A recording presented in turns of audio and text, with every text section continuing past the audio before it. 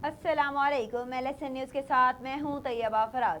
DPO Kamran Mumtaz की नमाज जुमा के बाद गेलेवाल 12 MPR मस्जिद में खुली कचहरी। नाकिस कारकर्दगी पर SHO थाना गेलेवाल अख्तर वीरक मुअत्तल।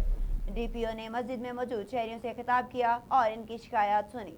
DPO कामरान मुमताज़ ने कहा कि खुली कचहरी का मकसद आपके मसाइल बराह रास्त सुनना और इनके हल के लिए फौरी इक़दाम करना है और हमारी जिम्मेदारी है कि आपके मसाइल के हल के लिए मौसर इक़दाम करें।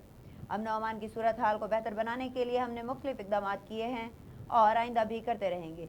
इस सिलसिले में अवाम के साथ बराह रास्त रब्ता कायम रखना ज़रूरी है ताकि अवामी मसाइल का जल्द अज जल्द हल मुमकिन हो सके। शहरी अपनी शिकायत और मसाइल को बिला झिझक हमारे सामने रखें ताकि इनका अजाला किया जा सके। इस मौके पर DSP सदर सर्कल महार इसहाक सियाल भी इनके हमरा थे। इलाहाबाद जाली पुलिस मुकाबलों और मुकदमात के नाकिस तफ्तीश और जराइम को कंट्रोल न करने पर SHO थाना गेलेवाल को मुअत्तल कर दिया।